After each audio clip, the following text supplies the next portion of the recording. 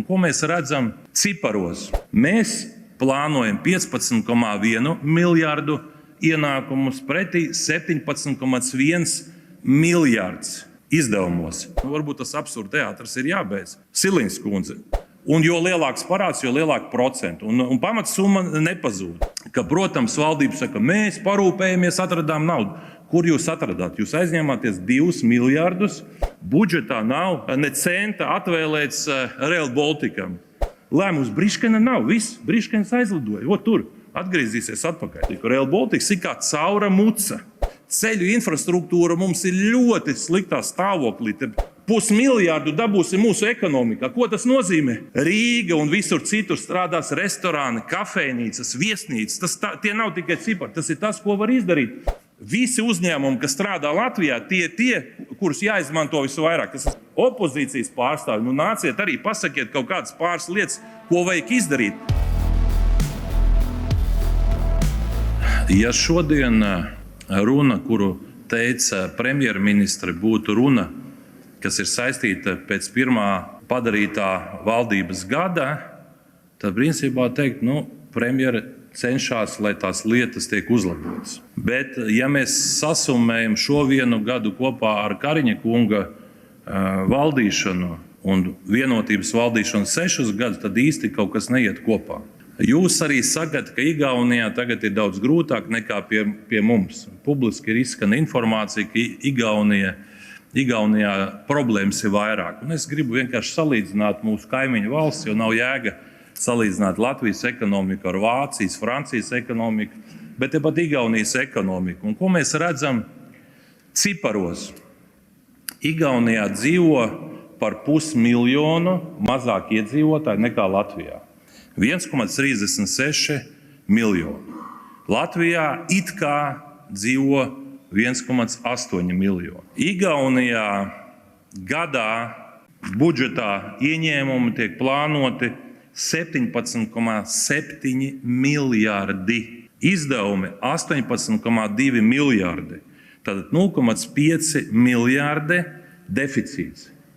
Mēs plānojam 15,1 miljārdu ienākumus pretī 17,1 miljārds izdevumos.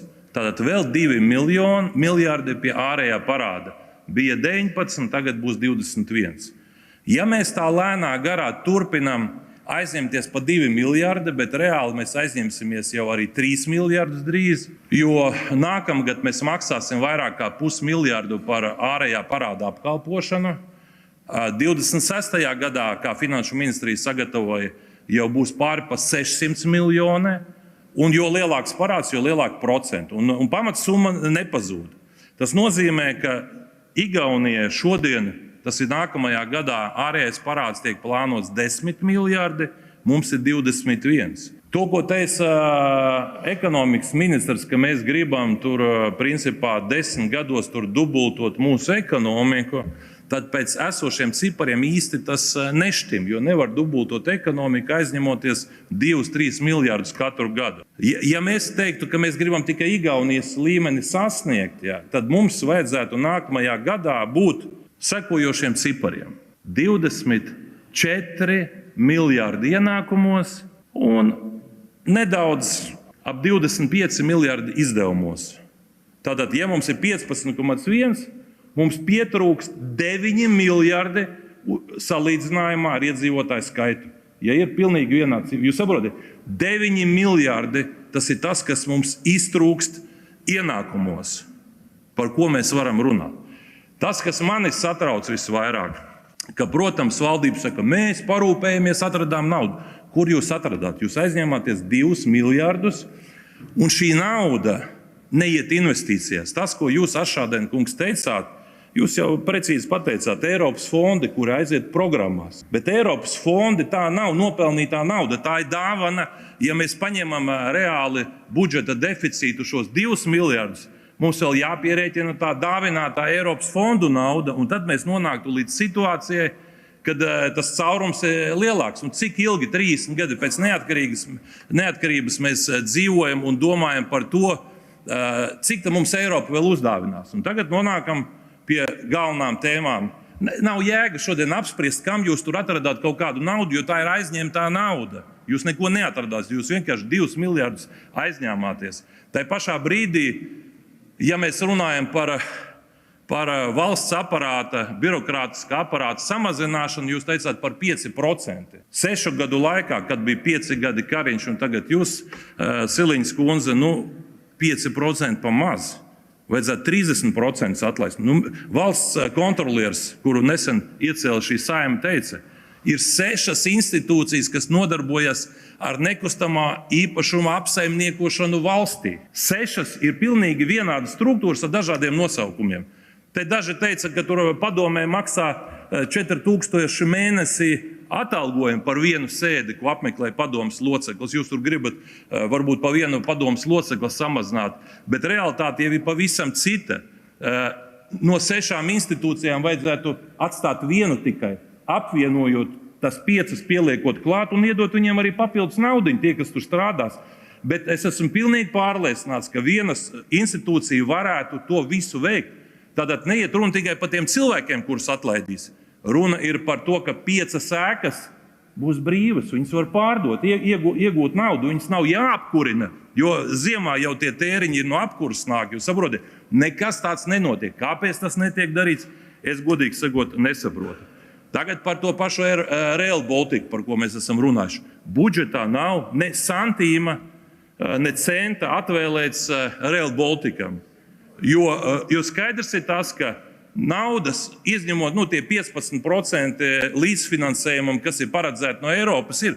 Bet problēma jau ir tāda, vai tie 5 vai 10 miljardi pietrūks, neviens jau īsti nezina. Un tas, ko arī finanšu ministrs tagad saka, ka satiksmes ministram Briškanam beidzot jāpasaka, ko ta būvēs. 10 gadi tomēr ir pavadīti tajās institūcijās. Cilvēki arī grib saprast, ko būvēs. Pie lidostas tagad viesnīcu jaucot nost jau. Forši, nojauks viesnīcu. Varēja vēl pastrādāt vismaz līdz 28. gadam, kad mēs ar izstieptu roku jeb rokām brauksim uz Briseli, lūksimies, lai mums iedot naudu. Ja mēs sāksim lūgties tur 28. gadā, pēc tam būs 38. gadā, pēc tam 48. gadā, pēc tam būs 2108. gadā. Un mēs brauksim, lūksimies, lai mēs pa sliedītēm liekam klāt. Varbūt tas absurd teātris ir jābeidz. Siliņas kundze, ko jūs tagad televīzijā šodien sakiet, ka vajag uztaisīt Saeimā kaut kādu komisiju, kas uzraudzīs? Uzraudzīs ko? Valdību? Izmeklēšanas komisija jau tur tagad jau pietiekoši tālu tikusi. Viss ir acīm redzami, cik viss aplami ir bijis pa šiem gadiem. Es domāju, ka valdībai jāuzņemās pilnā atbildība jums personīgi un ir jāpasaka, tiek galā Briškens vai netiek? Jā? Viņš ir atbildīgais ministrs. Jā? Ja viņš netiek ar visu savu aparātu, padziniet viņu projām. Jūs esat premjera, viens paraksts, lēmums Briškena nav, viss, Briškens aizlidoja, tur, atgriezīsies atpakaļ. Ļoti vienkārši, jā. Priekš kam jums komisiju vajag? Beidzat mānīt tautu. Jūs esat premjera. Ja kamēr Briškens strādā, jūs esat apmierināti ar Briškena darbu. Ja jūs viņu šodien gribat turēt šajā amatā, tad jūs atbalstat viņa darbu, jeb bezdarbību. Tas, kas šodien notiek. Un tas viss ir saistīts ar budžetu, jo tagad, kad Briškens varonīgi ik pa brīdim nāk uz valdību, saka, mēs tur paņemsim 100, 200 vai cik tos miljonus un pārliksim uz Rail Baltica. Rail Baltica ir kā caura muca, jeb caurs mais. Gadā ceļiem jūs tērējat apmēram 300 miljonus, ieskaitot fondus. Tā labāk tos 300 miljonus papildus novirziet ceļiem. Ceļu sakārtošana vienmēr ir bijusi prioritāte. Ja mēs runājam ne tikai par galveniem ceļiem, iedodiet arī mazāk svarīgiem ceļiem reģionos, kur ir jāsakārto. Ceļu infrastruktūra mums ir ļoti sliktā stāvoklī, kas gan galvaspilsētā, gan daudz kur citur. Rail Balticā visu, ko jūs tagad ielikt, tas ir bezjēdzīgi. Jo jūs tagad vienkārši mēģināt ielikt pa druskai. Nav jums, ja nav pilnīgi naudas, es ceru, ka ZZS tad attiecīgi rīkosies kā solījuši, kad nekādas investīcijas netiks atbalstītas. Kāpēc no ceļiem atņemt naudu un ielikt Rail Balticam nesaprotamā tur vēl 50 metru kaut kāda sliežu izbūvē, kuras iespējams nekad netiks uzbūvētas? Tad tur vienu dienu pasaka, ka braukšot tomēr pa vecajām sliedēm. Vajag tur tikai uztaisīt pagriezienu no Jūrmalas, kas saka virziena, tur, kur dzelzceļš iet, Vivī, līdz lidostai, lai kaut kā to māju tukšo monstru varētu izmantot. Godājamie kolēģi, ko mēs tagad līdz 28. gadam gaidīsim, ja nākamās vēlēšanas ir 26. gadā? Tas nozīmē, ir jāpasaka, ka šī valdība nedarīs ar Air Balticu neko. Ejam tālāk. Air Baltics. Skaidrs, tā ir svarīga kompānija, bet cik viņa mums maksā un cik efektīvi viņa tiek pāraudzīta. Un visi saka, tas gauss. Viņi dara to, ko saka šodien valdība. Jūs saprotiet, viņi dara to, ko saka valdība. Padomes vadītājs saņem 4000 mēnesī par vienu sēdi. Viņš strādā vēl 3 privātos uzņēmumos. Tie dokumenti ir atnākuši. Tas, kas vada Air Baltica padomu, viņš vēl 3 privātojos uzņēmumos strādā valdēs. Viņš ir padomes priekšsēdētājs. Un tās joprojām speciālists ir vajadzīgs. Viņš arī kādās valsts struktūrās strādā. Jautājums ir tāds, kāda ir pāraudzība? Ministrs neko nesaprot. Uzraugi, valsts kapitāla turētāji neko nezina. Valdība nevar saprast, bet stāsts ir par ko? Patreiz mēs esam dzirdējuši, ka 571 miljonus tiks norakstīts. Tagad tāds lēmums, ir izskanējis, ka tāds būšot, tagad Air Baltics vēl 40 miljonus aizņemās. Jautājums ir viens, ja mēs palīdzam, tad sākam palīdzēt. Es no šīs tribīnes publiski esmu vairāk kārtīgi teicis, mums ir nesezonā problēma. Sezonā Air Baltica strādā, nesezonā nestrādā. Nevajag dāvināt Air Balticam naudu. Paņemiet, ja nepatīk 50 miljoni, ko es saucu, iedodiet 10, es 50 paņēmu no tā, ka tie procentu maksājumi. Brīvbiļetes izdaliet ārzemniekiem, lai atlido šajieni, kuri 3 dienas pavadīs mūsu viesnīcās. 3 dienas viņi iztērēs vismaz 200-300 eiro par viesnīcu, apmēram tādu pašu summu, vienkārši dzīvojot, kaut ko nopērkot. Viņi atvedīs 500 eiro, mēs uzdāvinām brīvbiļeti pa 50 eiro. Savāciet tādus lidot gribētājus no visas Eiropas, lai viņi brauc tērē naudu. Rezultātā, ieguldot 50 miljonus, mēs apmēram 500 miljārdu dabūsim mūsu ekonomikā. Ko tas nozīmē? Rīga un visur citur strādās restorāni, kafejnīcas, viesnīcas. Tie nav tikai cipari, tas ir tas, ko var izdarīt. Jo šīs naudas Latvijā nav, tā nav pārdala. Jautājums, kur dabūt budžetā? Palieliniet attiecīgi ienākumus. Jo šī nav tēriņa, tā nav nauda, kura netiek iedota nevienam. Tā ir principā kredīta līnija, kura ir pieejama tikai tad, kad tiek parādīts vaučerīts par to, ka ir apmaksāta viesnīca. Ielieciet uz otro lasījumu kaut vai 10 miljonus, un tie 10 miljoni noģenerēs jums automātiski dzīvu naudu ekonomikā. Nevis tikai Air Balticam papildu, bet tas ir viesnīcas, kafejnīcas, restorāni un tā tālāk.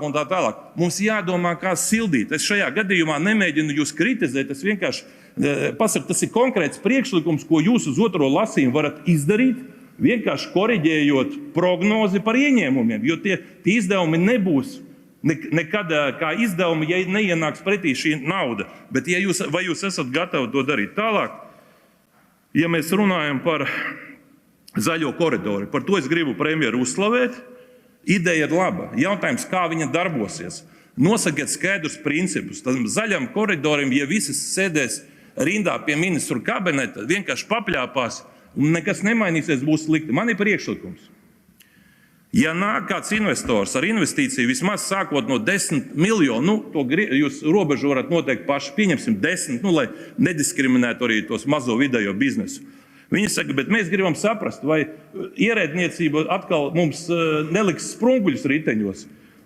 Sasauciet tos ierēģņus, izrunājiet visu, ja vajag tur likumā kaut ko pagroziet, un ja konceptuāli saka jā, premjere, noslēdziet sadarbības saucamo memorandu, MOU, par to, ka kopumā ir atbalsts un ierēģiem ir jāstrādā. Tad, kad mēs kopā ar jums piedalījāmies pasākumā, jūs uzstājāties, es tur biju tikai kā viesis uzaicināts Meža parkā, kur bija saistībā ar nekustamo īpašumu, kur viens konkrēts nozars pārstāvis teica, viņš saka, mēs aizbraucam uz Igauniju, jūs to dzirdējāt, viņi saka, mums tie procesi ir 3 reizes īsāki. Tā birokrātija, kas ir saskaņojot projektus, ir 3 reizes īsāki Igaunijā nekā šeit. Ja nevar mūsējie ierēģi izdomāt kaut ko gudrāk, tad nokopējam to Igaunijas piemēru, būs 3 reizes ātrāk saskaņošanas process. Saprotiet, šie ir konkrētie priekšlikumi, jo baigi viegli atnāk opozīcija, saka, visi slikti. Ja.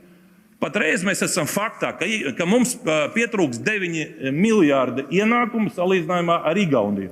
Un ir jāpadomā, kā šīs investīcijas piesaistīt, kurā sektorā. Un es teikšu tā, ka visi uzņēmumi, kas strādā Latvijā, tie, kurus jāizmanto visvairāk. Es esmu pilnīgi pārliecināts, ja viņi jutīs, ka ir pilnīgs valdības atbalsts, viņi vairāk investēs dažādākos projektos.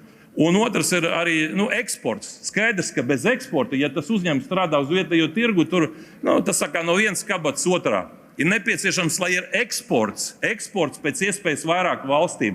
Un tad skaidri pasakiet kritērijus. Ja kāds atved naudu šeit un samaksā par pakalpojumu vai preci, tad tas ir tas, kas ir atbalstāms. Tā ir mana rekomendācija, jo tas, ko es gribētu sadzirdēt, iespējams, varbūt jūs finanšu ministra kungs vai ekonomikas ministrs varētu pateikt, konkrētas lietas jāsauc. Ja. Tāpat kā ir uzvārdi cilvēkiem, tāpat ir arī uzņēmumi konkrēti. Ko var darīt? Ja? Jo tad, kad runā mēs klimata kaut kādai kontrolei uzlabošanai tērēsim 300 miljonus. Un tie ir vārdi, nav skaidrs, kur tērēs, kā tērēs, kāpēc tērēs, vai vispār ir jātērē. Varbūt tiešām tā novienojas, ka to naudu no nevajadzīgām nozarēm, kas neko tieši mums nedod, liekam ceļos.